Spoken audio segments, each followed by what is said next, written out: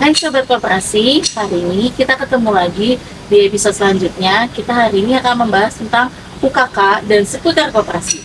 Kita hari ini kedatangan narasumber Dr. Daniar Ahmad Nurdianto MSI sebagai Bapak Kepala Bidang Kelembagaan dan Pengawasan Dinas Koperasi Usaha Kecil Jawa Barat. Kemudian ada juga Bapak yang tidak diundang kayaknya ya Pak. Tiba-tiba ada nih Pak Cep Teddy Karyadi sebagai praktisi koperasi. Oke, hari ini kita mau bahas tentang UKK sesuai kegiatan yang sedang kita jalani juga supaya teman-teman yang nggak sempat datang bisa nonton podcast kita. Kita mulai aja dari Pak Daniar dan kita sharing aja ya Pak, nggak usah ditanya-tanya. Ya, silakan siapa yang mau membahas tentang UKK duluan. Terima kasih. Bismillahirrahmanirrahim. Rabbi shrah li sadri wa yassir li amri wa hlul min lisani yafqahu qawli. Saya ucapkan terima kasih kepada moderator ya. Iya. Ini Pak. Ya. Kemudian ini praktisi koperasi rekan saya juga, alhamdulillah, seperti Kang Teddy ya. Alhamdulillah kaitan dengan UKK ini sebetulnya merupakan mandat dari Peraturan Menteri Koperasi Nomor 9 2020 di tentang pengawasan koperasi. Jadi pemerintah memiliki kewajiban di dalam Undang-Undang Nomor 25 Tahun 92 khususnya menciptakan iklim yang kondusif untuk kinerja usaha koperasi. Simpan pinjam atau seluruh. Jadi iklim yang kondusif itu bagaimana pemerintah menciptakan kondisi yang mampu menunjang usaha koperasi menjadi lebih baik.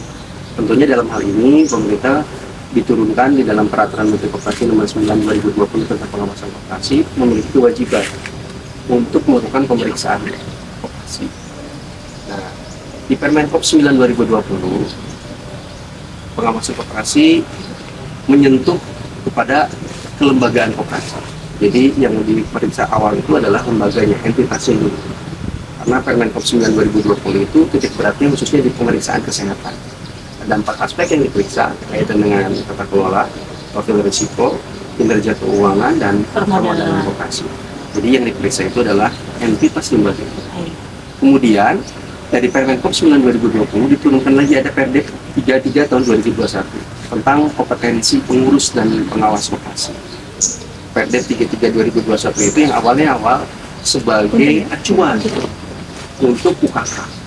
Nah, di Perdep 33 2021 itu ada kompetensi. Nah, di Perdep 33 akhirnya ditariklah tentang uji kelayakan dan kepatutan bagi pengurus koperasi itu dari 4 aspek. Pertama, aspek yang kaitan dengan personal background-nya. Personal background itu ada 2 aspek yang diperiksa. Pertama dari sisi integritas. Ya, itu kan kaitan dengan bagaimana seseorang itu patuh terhadap aturan yang berlaku. Nah, aspek integritas itu harus ada bukti dokumentasi yang tersirat di situ. Apa bukti dokumentasinya? Kaitan dengan bagaimana seseorang itu patuh terhadap hukum negara, hukum pidana maupun perdata, yaitu dituangkan dari surat keterangan dari pengadilan negeri. Kemudian bagaimana seseorang juga patuh terhadap hukum perundang-undangan kaitan dengan keuangan yang dikeluarkan dari pengadilan tata niaga. Nah, itu dari aspek integritas. Itu personal background. Nah, sifatnya adalah performance. Jadi masa lalu seseorang. Kemudian yang kedua dari reputasi keuangan. Itu pun dilihat dari reputasi seseorang comply atau patuh terhadap pelaksanaan pembayaran tata piutang. Nah, jadi yang menarik, pengawasan yang diciptakan oleh pemerintah itu bukan hanya terhadap entitas lembaga, tapi juga menyentuh kepada individu yang menjadi pengelola.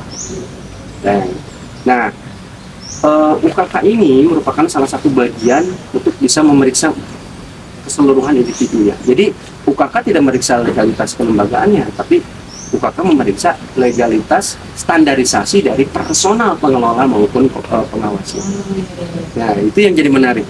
Kemudian selain prasyarat administratif tadi, integritas dan reputasi keuangan, muncullah kompetensi yang disyaratkan dari Perdep 33 2021 tadi, yaitu pertama kompetensi atau pengetahuan perkoperasian, ditambah lagi tentang inovasi dan teknologi. Kompetensi berarti harus punya sertifikat. Nah, kompetensi di sini itu berbeda. Oh, gimana? Ada kaitan dengan kompetensi yang sifatnya BNSP, Badan Nasional Sertifikasi Profesi yang diterbitkan oleh LSP, ya.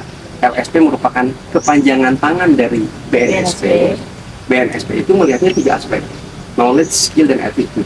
ASA biasa itu dari norma pendidikan. Jadi kita melihatnya secara keseluruhan bagaimana seseorang itu mampu melakukan aktivitas. Kata kuncinya adalah aktivitas. Nah, sedangkan kalau pengetahuan atau kompetensi yang ada di dalam UKK ini orientasinya berfokus terhadap kognitif, aspek pengetahuan, serta kinerja atau role model atau pelaksanaan dia di masa lalu. Jadi punya checklistnya gitu untuk ada. kita. Kemudian di Perda 33 itu memang sangat detail pengetahuan perkoperasian apa yang ditanyakan, kemudian kompetensi apa yang ditanyakan. Itu udah Karena tercantum di lampiran. ada, karena sebelum dia melakukan UKK itu ada yang namanya self assessment. Oh iya. Dan self assessment itu dia mengukur peranan yang sangat penting yang ditonjolkan di dalam UKK itu adalah proses manajerial. Bagaimana seseorang itu mampu berperan pertama sebagai pengelola ataupun sebagai pengawas. Jadi tujuannya itu bukan periksa dia mampu nggak knowledge, skill, attitude-nya, tapi dia mampu nggak menjalankan peranannya sebagai pengurus ataupun pengawas. Konteksnya sangat berbeda. Contoh kalau misalnya BNSP dia ditanya, saudara mampu nggak jadi manajer? Kalau begitu, tolong sekarang tunjukkan dan laksanakan. Iya. Nah, tapi kalau berbicara UKK, berbicaranya adalah past period, berbicara masa lalu. Coba bagaimana tindakan Anda sebagai pengawas di masa lalu untuk bisa melakukan pengawasan dengan baik. Jadi sangat berbeda orientasinya. Gitu. Jadi untuk UKK ini dia fokusnya di aspek kognitif, kemudian bercerita peranan dia seseorang di masa lalunya dia berperan sebagai pengurus ataupun pengawas. Nah, jadi tadi bahwa UKK ini menjadi bagian aspek yang penting secara keseluruhan, dinilai dari kinerja dia masa lalu atau personal backgroundnya dia dilihat dari 2 aspek, integritas dan reputasi keuangan. Kemudian kemampuannya dia seseorang dalam menjalankan peranannya dari pengetahuan dan kompetensi serta dari inovasi dan teknologi ke depan seperti itu. Itu yang jadi menarik UKK ini. Sangat penting. Sangat penting. Kalau dari sisi dinas kan gitu ya Pak, administratif berdasarkan peraturan. Kalau Pak Cetedi ada pengalaman nggak operasi yang udah melaksanakan UKK, ada kesulitan apa?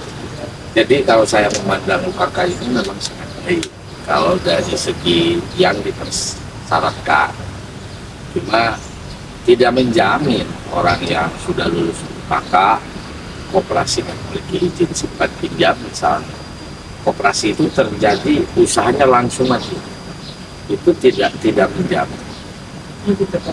Cuma memang yang perlu, yang ada manfaatnya dari UKK ini saya lihat ada beberapa orang yang sudah benar-benar paham, karena di koperasi mohon maaf ada yang tidak mau dia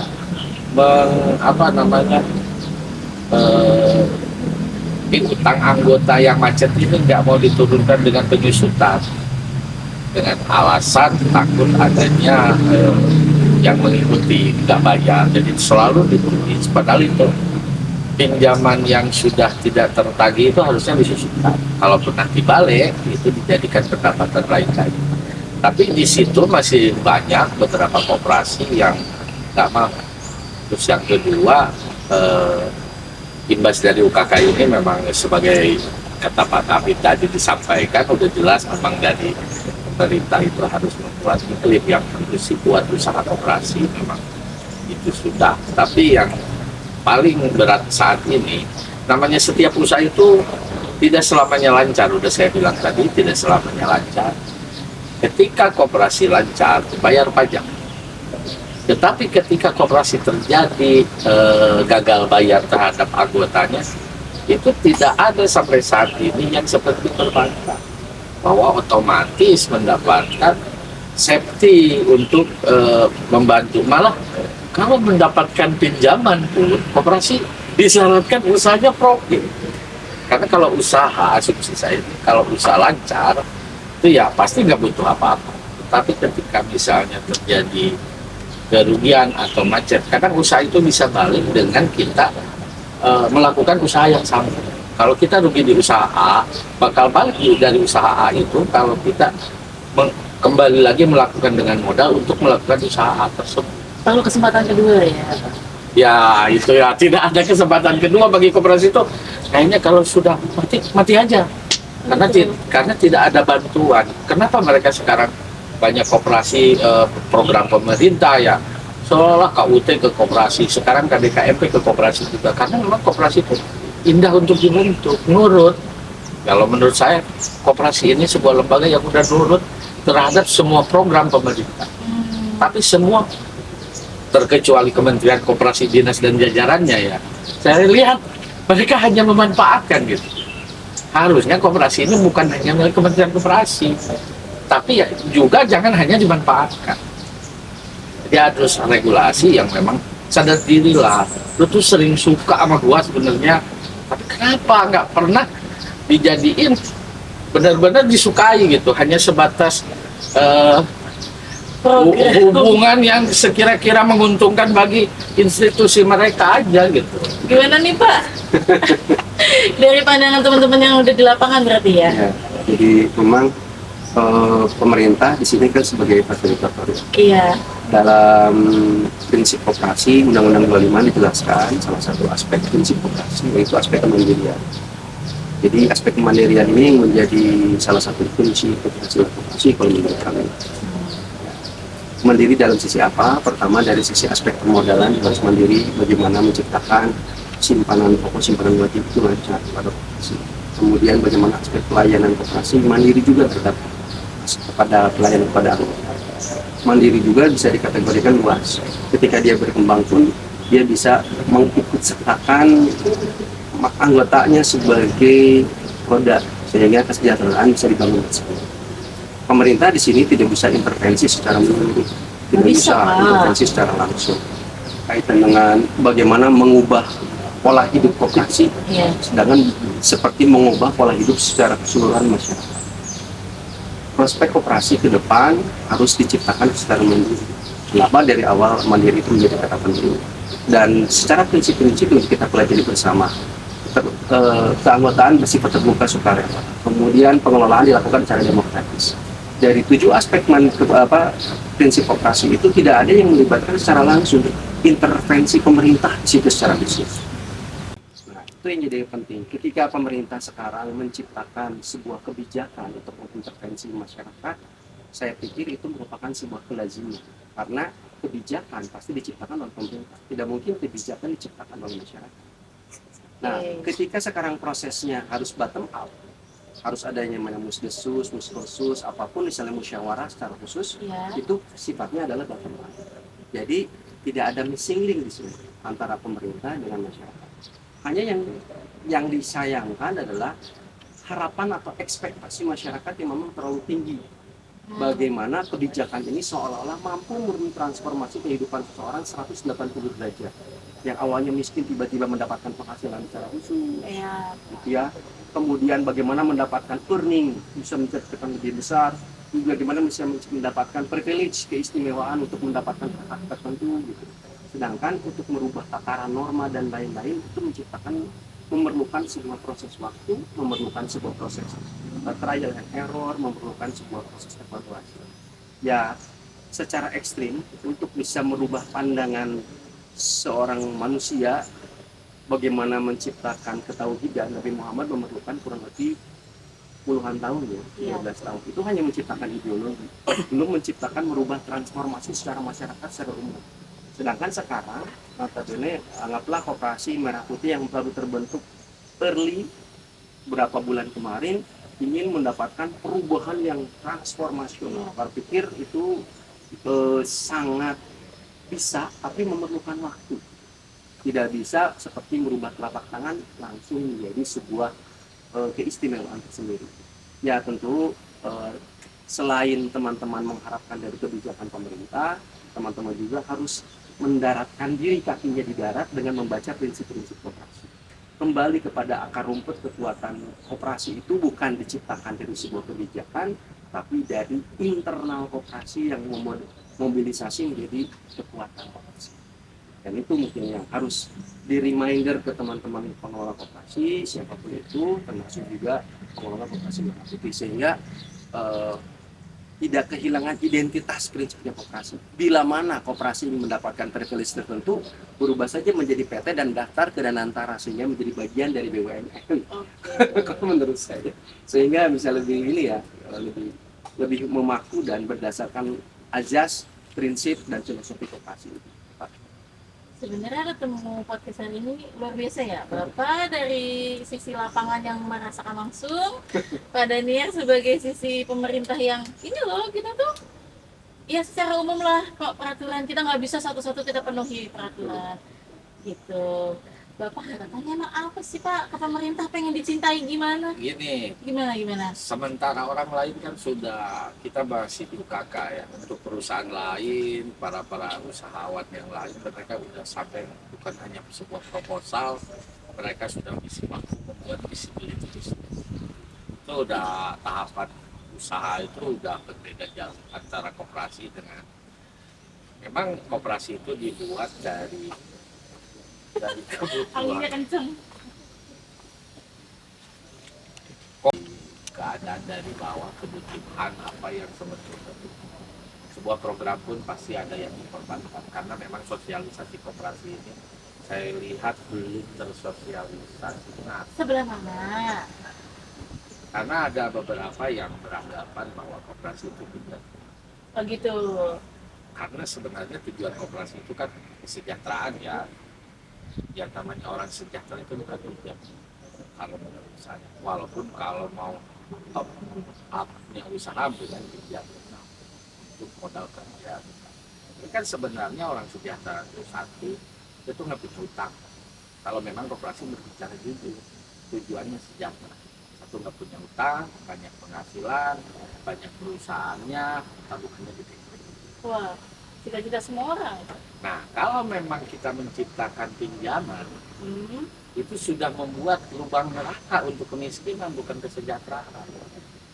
Dan memang asumsi masyarakat di kita ini sebenarnya kurang terlalu konsumtif, sehingga perusahaan yang awalnya nggak berizin jelas seperti Lesti laku, kredit panci mungkin itu juga ya kan, kredit alat dan sampai ada saya dengar di lapangan kredit 1.000 per hari pun laku, karena Iya. mereka ingin tampil dominan dengan penampilan gitu, sementara kemampuan tidak ada. Itu yang masyarakat di kita itu konsumtif, sehingga ya menjadi berat lah untuk memajukan pihak-pihak tertentu dari pemerintah untuk memajukan ekonomi itu, karena mindset masyarakat kita lebih baik pakai dulu terus bayar ya kan? Akhirnya di kita itu orang kerja banting tulang untuk membayar hutang. Tidak hari ini bekerja, bulan besok istirahat, tidak. Ada yang sampai sudah tidak layak kerja juga punya hutang. Itulah masyarakat Indonesia. Jadi harusnya ini memang beberapa hal yang dari fungsi koperasi sebagai pendidikan juga harus mendidik terhadap anggotanya, supaya mereka itu cara berpikirnya gimana. Bukan saya antipati terhadap koperasi simpan pinjam, karena di saat dengan lembaga sebelah itu harus ada slik OJK, koperasi akan hadir. Yang terjadi saat ini, ketika memulai usaha pinjam ke koperasi, tetapi ketika usaha sudah baik, ditinggalkanlah koperasi. Kecuali kena kolek, dia udah nggak laku lagi ke perbankan, dia balik lagi ke koperasi. Akhirnya ya sesuai dengan perkataan saya tadi, koperasi itu begitu humble, orang baik, dimanfaatin banyak orang. Sekian. Kadang koperasi jadi penyelamat ya Pak, di detik-detik terakhir. Iya, detik-detik guys, memang selalu jadi penyelamat. Orang nggak laku pinjam sana sini, koperasi lah hadir. Iya. Orang udah gede, pasti nggak bisa dilayani koperasi itu. Pasti nggak bisa, udah 1M, 2M, walaupun saya kenal ada koperasi yang sampai 8M pinjamannya ada. Tapi anggotanya aktif. Anggotanya aktif. Apa dia ada pendanaan di belakang? Enggak, memang ada. Normal, maksudnya Sejak adanya peraturan baru, koperasi Arta Mas. sejak Berarti Sejak sebelum ada 9 orang bisa jadi koperasi, saya udah ketemu dengan koperasi yang mampu ngasih pinjaman 9 miliar. dari 9 orang bisa mengumpulkan Iya, kan nggak apa-apa sekarang itu kan peraturan. apa? Kenalin saya di sini. Tapi hanya khusus Jakarta, Oh gitu. hanya khusus Jakarta. Jadi sebenarnya ya koperasi ini mereka kenapa sudah tertarik karena memang koperasi ini humble banget dah. Orang bodoh kalau nggak mau berkoperasi atau orang memang tidak tahu terkait koperasi. Cuma ya itu koperasinya terlalu humble, terlalu baik, akhirnya dimanfaatkan. Baik dengan program pemerintah, mohon maaf, ataupun oleh masyarakat itu. Sementara citra koperasi tidak ada yang perlu memperbaiki. Ah, kira-kira koperasi bisa nggak sih Pak seketat perbankan ke depannya? Kan kita sempat ditahan ya OSS-nya simpan pinjam. Pemerintah kan pasti bebenah ya Iya. karena Sebetulnya menuju ke arah sana, perbaikan tata kelola atau good corporate governance atau good governance kooperatif juga menuju ke arah sistem yang menjadi perbaikan lah, minimal memiliki sumber daya manusianya dulu. Karena untuk UKK sendiri ini sebenarnya diterapkan di pemilihan direksi maupun komisaris di perbankan. Jadi saya pribadi waktu itu dengan tim saya untuk diskusi dengan OJK dan kami menerapkan apa yang dilakukan oleh OJK dan diterapkan di kita. Ternyata untuk fit and proper test untuk direksi dan komisaris perbankan yang sebegitu ketatnya, kemudian banyak yang tidak lulus, bahkan bila mana seseorang itu lulus dan menduduki jabatan tertentu, bila mana seseorang ternyata setelah menduduki jabatannya melakukan kegiatan pidana, tindakan pidana dan sebagainya, itu makanya bisa dicabut fit and proper test dan dia diturunkan dari direksi perbankan sampai sebegitu ketatnya untuk perbankan. Dan koperasi sebetulnya menuju ke arah sana, makanya ada proses fit and proper test atau UPK ini sendiri, uji kelayakan dan kepatutan. Hanya untuk menuju ke arah sana perlu transformasi yang cukup radikal ya, cukup kuat gitu. Karena memang koperasi sendiri sudah terbina dan asumsikan dengan proses simpan pinjam, kemudian tata kelolanya yang sifatnya konvensional, tidak mengenal digitalisasi, kemudian banyak sekali yang mungkin para pengelolanya itu malah yang sudah berusia lanjut sehingga kurang mengikuti perkembangan APD. Dan secara kesan yang paling mudah tergambarkan koperasi itu adalah old fashion atau udah lama kuno gitu ya. Nah sehingga untuk mentransformasi ini diperlukan beberapa tahapan, diperlukan sumber daya manusia yang baru, yang muda, yang bisa menggeliat, yang bisa menunjukkan bahwa koperasi itu bisa tampil berbeda.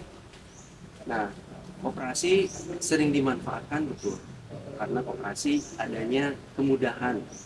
Contoh, bila mana Bapak Ibu minjam ke bank, Bapak Ibu itu akan terintegrasi dengan pay checking, akan terintegrasi dengan sistem perbankan blacklist ya, kemudian juga terintegrasi dengan pola pembayaran yang memang termodernisasi, terintegrasi. Sedangkan kalau untuk koperasi, saya meminjam di koperasi A, kemudian saya bisa minjam lagi di koperasi B tanpa adanya sistem pay checking dan sebagainya. Dan ini menjadi sebuah PR kita untuk bersama bagaimana kita bisa menciptakan sebuah sistem yang terintegrasi seperti perbankan. Sehingga apabila seseorang yang sudah di blacklist di koperasi tertentu tidak bisa lagi menjadi anggota atau menjabat di koperasi tertentu. kedepannya maunya begitu. Harus. Bahkan di Jawa Barat sini kita sudah memiliki sistem single kotak.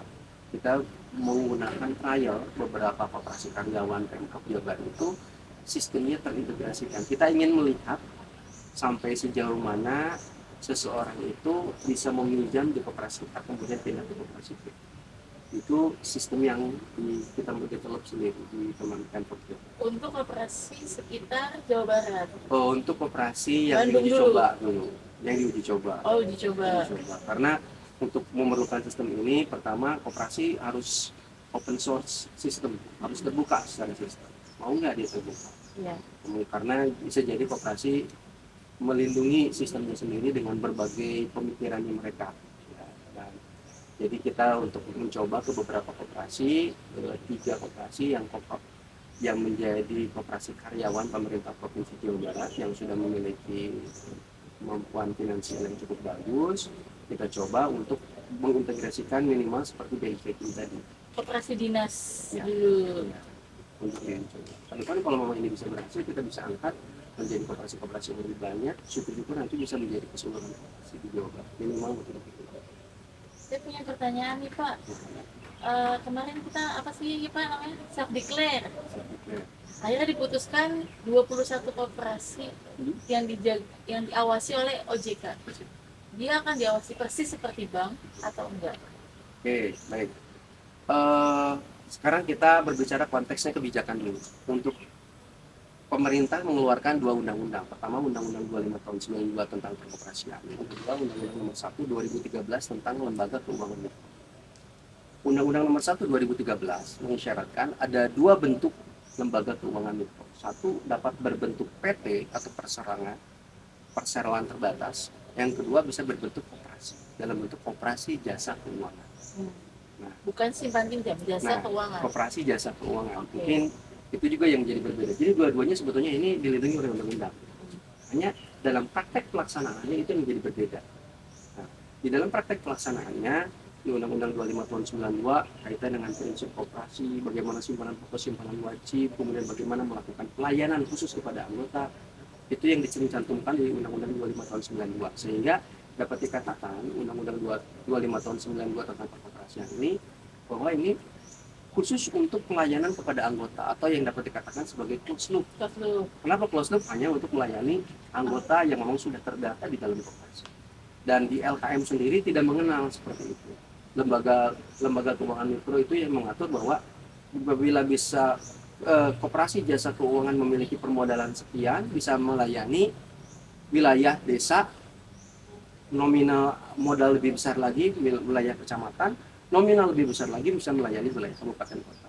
Jadi tidak mengenal adanya simpanan anggota, tidak mengenal adanya pelayanan kepada anggota yang dapat dikategorikan sebagai penuh. Nah, kategori ini kemudian diperkuat di Undang-Undang nomor 23 Undang-Undang nomor 23 Undang-Undang tentang PSK ya. Penguatan pengembangan sektor keuangan atau 2SK. Nomor 4 tahun 2023 ya kalau salah betul. Undang-Undang nomor 4 tahun 2023 tentang penguatan pengembangan sektor keuangan. Jadi bila salah satu klausul yang tercantum di situ adalah bagaimana pemerintah mengatur dari sisi permodalan koperasi. Bila mana koperasi memiliki permodalan modal penyertaan atau modal luar yang lebih besar 40% dari total asetnya, Ya. itu dapat dikategorikan sebagai lembaga keuangan mikro atau dikategorikan sebagai penuh. Pengawasannya oleh OJK seperti apa itu akan diawasi sama seperti pengawasan pada perbankan. Tidak lagi mengenal adanya pemeriksaan kesehatan koperasi dan sebagainya, itu pengawasannya pure oleh OJK sehingga OJK mampu menerapkan pengawasan sama seperti perbankan atau lembaga keuangan mikro. Ketika dia sudah tidak comply, tidak patuh, diberikan warning dan langsung ditutup izin. Ditutup? Ya. Apa dibubarkan? Bisa dibubarkan juga, tergantung dengan ketentuan OJK. Karena saya pribadi kurang memahami ketentuan OJK. Iya. Jadi aturannya memang fokus di aturan OJK yang memang sama seperti itu. Open loop nggak itu operasinya? Salah satunya. Cost Closed loop. karena ya ada perlu waktu ya antara kalau pinjaman besar itu terkait proposal bisnisnya karena tidak semudah memberikan pinjaman 1 juta. Jadi benar-benar dikunjungi ada berapa trial and errornya. Justru pekerjaannya itu kalau menurut saya lebih baik kalau memang koperasi ada. Lebih baik itu pinjaman cukup ya. Terus bisnisnya jelas dan terarah. Jadi dia tuh mengakui benar saya koperasi, malah ada satu perbankan dan memang bukan bank kan sebenarnya. Gitu. Koperasi ini nggak kecil-kecil banget tuh. Cuma selalu kalau dalam kebaikan sekian di gitu di belakang layar terus. Oh. Jadi ada beberapa perbankan. Kalau Jawa Barat saya nggak tahu, tapi ada lah beberapa kayak saya juga yakin.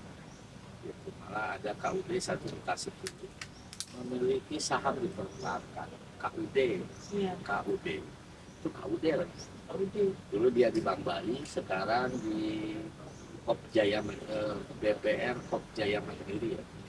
BPR, Kopjaya Mandiri kalau nggak salah. kopinya itu apa? Koperasi. Koperasi emang punya koperasi, Tapi udah punya BPR gitu. punya BPR. Oh. Jadi nggak sebegitunya koperasi itu dikecilkan kalau memang koperasi mau izinnya dari OJK karena memang layak. Tapi kalau perbankan kan kena waktu. Kalau koperasi nggak ada waktu, mau setahun long time LDR gitu dari mulai pengajuan setahun baru cair disahkan. Kalau OJK itu ada ketentuan tertentu, berkas masuk, kalau nggak cair harus ditolak sekian bulan. Nah, mereka kenapa menggunakan legal standing koperasi? Karena ada beberapa bisnis yang harus dijalani beberapa lama, dianalisa. Jadi koperasi ini sebenarnya masuk ke mana-mana begitu. Fleksibel lah ya. Fleksibel banget ya itu. Sampai akhirnya sekarang jadi punya merah putih ya Pak. Harapannya cita-citanya mulia tapi eksekusinya mohon doanya. Kan ganti pakai Oke, jadi sebenarnya podcast kali ini singkat aja ya Pak. Intinya tentang UKK. UKK tuh berarti kita ngecek lah ya kinerja terdahulunya gimana. Oh, iya, saya- Modal risetornya juga nggak ada. Oke Bapak kita mulai lagi. Tadi karena kameranya mati kita lanjut lagi. Kita mau bahas tentang tadi yang nggak kerekam. Jadi gimana Bapak kalau koperasi yang akhirnya jadi open loop itu kenapa jadi open loop kalau niatnya awalnya mau bikin koperasi? Ya, jadi memang untuk menjadi open book itu pertama ada beberapa faktor ya. Pertama memang dia didirikan atas kemauannya sendiri ingin dibawa OJK. Ada yang seperti itu. Jadi operasi jasa keuangan yang didirikan untuk melayani kepada seluruh masyarakat. Bisa seperti itu. Atau memang secara tidak sengaja dia melaksanakan atas ingin mempraktekkan Undang-Undang 25 tahun 92, tapi pada praktek kenyataannya dia mengikuti Undang-Undang Nomor 1 2013. Oh iya. Contoh, banyak sekali koperasi yang harusnya melayani anggota secara keseluruhan, tapi ternyata dia banyak melayani non-anggota dengan bunga di atas rata-rata. Karena misalnya di Permenkop 8 2023 dinyatakan untuk pinjaman bunganya ditentukan maksimal di 24% per tahun. Ternyata si koperasi melakukan pinjaman bunganya lebih dari 24%. Kemudian dibatasi untuk keanggotaan di PP 9 tahun 95 itu maksimal 3 bulan ketika calon anggota berubah menjadi anggota secara murni. Di sini ternyata jadi calon anggota seumur hidup karena bunganya bisa lebih. Nah, praktek yang seperti itu yang sudah menyalahi hitohnya dari Undang-Undang 25 tahun 92, peraturan menteri koperasi yang sudah ditetapkan, kita kategorikan dia mungkin lebih tepatnya kita masukkan sebagai koperasi yang open loop karena tidak comply atau tidak patuh terhadap Undang-Undang 25 tahun 92 ataupun aturan yang ada di bawah. Jadi ada yang memang by design atau memang by proses. Dia memang aktualnya secara ketentuannya harusnya simpan pinjam, tapi ternyata dia melayani pelaksanaannya seperti koperasi jasa keuangan lembaga keuangan. Gitu. Bapak di lapangan pernah nemu koperasi nggak? Gimana? Yang kayaknya kamu tuh harusnya open loop deh. Tapi enggak, saya maunya masuk aja. Kalau di Jakarta sampai saat ini yang kita bilang nggak lihat, Nggak lihat, nggak lihat. nggak lihat. Padahal ada. Nggak tahu. Sampai saat ini kita masih mesin koperasi yang normal. Cuma ada memang satu koperasi wanita. Ya anggotanya akhirnya jadi laki-laki karena memang Gimana tuh? itu koperasi wanita awalnya dia sudah besar. Dharma wanita. Nah, terus ada Pulau Seribu, kita punya wilayah Pulau Seribu. Tapi nggak mau laki-laki, nggak ada koperasinya di Pulau Seribu, ada dua nggak jalan. Ternyata yang bisa supply memberikan pinjaman Yang koperasi wanita itu walaupun itu luar biasa. Ya memang dia ada sistem nggak langsung dia tidak amat tapi benar biru ibu-ibu di dalam gang ibu-ibu PKK gitu kok. kayak pemberdayaan perempuan. Oh, pemberdayaan. Jadi dia awalnya itu berkumpul untuk kegiatan pemberdayaan. Itu bisa main di sana. Pasti. Kita kesana ya Ibu-ibu besok ya. sudah beberapa generasi itu ya. Beberapa generasi berarti anaknya kamu lanjutin mama deh gitu. Enggak, maksudnya bukan dalam artian itu. Jadi mereka sudah makan asam garam karena memang Jakarta kan lingkungannya nomaden ya, orangnya Iya. itu nggak orang tempatan. Kadang-kadang berapa bulan mereka sudah banyak trik and triknya. Oh, Ibu-ibu lagi gitu. ibu-ibu lagi. Kalau yang saya lihat simpan pinjam memang lebih aneh itu, yang aneh di Jakarta. Anehnya? Ya anehnya dia bisa baik karena simpan pinjam kan susah, untuk Jakarta Oh, susah. tapi dia berjalan dengan Dia bisa mampu berjalan dengan sistem rehabilitasi usahanya. usaha utamanya apa tuh Pak? Dia Usaha utamanya simpan pinjam. nggak ada didukung Nggak ada, warung. nggak ada. Oh, berarti anggotanya kuat ya simpanan. Modal awalnya 15 juta. Sekarang kalau mau join masih 15 juta. Enggak untuk gede. Berapa Pak? Enggak, maksudnya modal awal koperasinya. Iya, masa kalau kita mau masuk jadi anggota Oh kira-kira- enggak nyampe 200.000. Oh, enggak. Siap, siap. Tapi ya baik, maksudnya dia main simpan pinjam dan sampai over, maksudnya over dia kan wanita gitu, dia mendapatkan anggota luar biasa karena memang pemerintah juga nggak bisa apa-apa, yang lain nggak bisa, Kalau itu bisa. dia bisa. Kan ada pajak dan sebagainya kalau nelayan. Oh, iya. Bisa 6 bulan, 3 bulan nggak mampu bayar, dia nggak masalah. Dan kooperasinya masih baik sampai hari ini. Berdiri tahun berapa tuh Pak? Ya, yes, masih baru lah, masih ada masih tahun 90-an. Lama Bapak. Sudah lama. Tahun 90-an masih baru lah. Kira itu masih ahu gitu, berarti kan 2020 ke Oh, sini. enggak, itu tahun 90-an. Yang ada masih pengurus lah. Mantan pendiri itu jadi pengawas satu orang lagi. Udah uzur. Dia jadi pengawas karena kepercayaan lingkungan. Kalau si ibunya hilang, operasinya gitu. Tapi nggak tahu memang masih ada pendiri. Nah, gitu deh sobat koperasi, pokoknya kita dapat informasi baru nih tentang tadi koperasi wanita yang luar biasa. Kapan-kapan kita mungkin bisa syuting di sana sama koperasi apa namanya? Koperasi wanita penjaringan. Koperasi wanita penjaringan. Kita lihat gimana sistem koperasi di sana. Kemudian tadi persimpulannya UKK itu kita ngecek orangnya, BI checkingnya, backgroundnya, gimana dia mengelola keuangan dan hidupnya ke belakang supaya layak nggak sih memimpin koperasi gitu, supaya koperasi lancar terus usahanya. Ada lagi Bapak yang mau ditambahkan? Ya, kata kunci untuk UKK sebetulnya adalah standarisasi individu. Bagaimana kita menciptakan standarisasi dari pengelola koperasi atau pengurus dan juga standarisasi dari pengawas atau komisaris koperasi. Sehingga dapat dilihat dari 4 aspek tadi, aspek integritas reputasi keuangan yang sifatnya adalah personal background, cerita riwayat masa lalunya dia.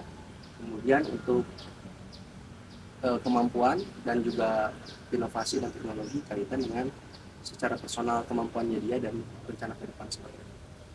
Dari Bapak ada kata-kata terakhir?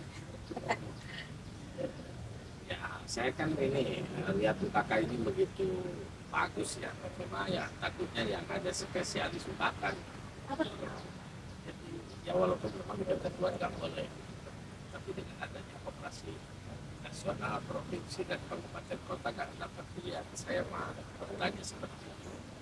Jadi benar nggak akan ada joki lah. Jadi karena UKK ini kaitan dengan izin ya kan. Jadi maksudnya gini, saya jadi pengurus di primer kabupaten. Iya, Ternyata ada juga saya jadi pengurus di primer provinsi. badan hukum provinsi kota yang berbeda misalnya. Ya. Untuk primer nasional beda kota juga kantor pusatnya.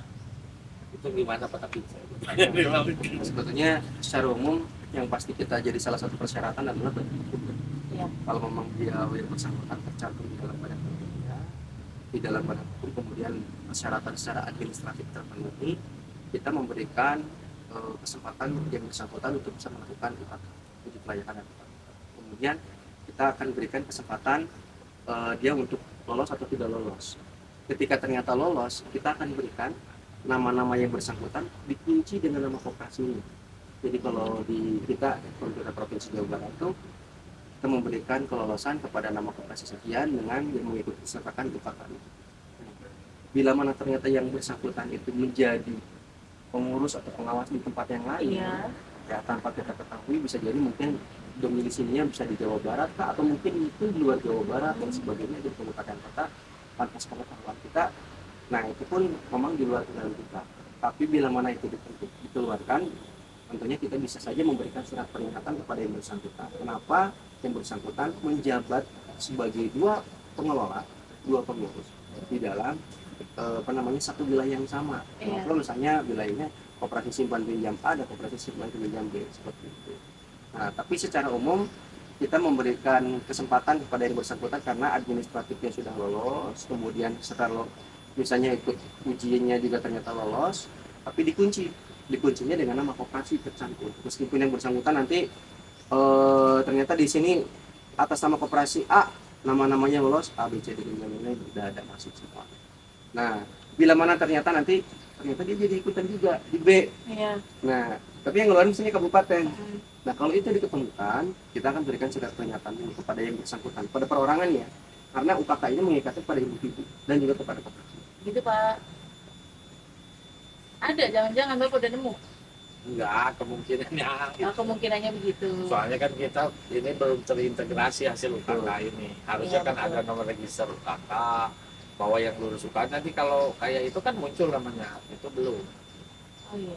Jadi itu memang harus dari pihak Kementerian Koperasi mungkin terkait UKK ini ada registernya. Oke. Bisa jadi masukan buat pemerintah nanti ya Pak. Ya, Bisa. Ada lagi Bapak? sudah. Oke. Oke, Sobat Koperasi, sampai sini aja podcast kita kali ini. Makasih banyak. Kita ketemu lagi tahun depan. Ini podcast terakhir kita di 2025.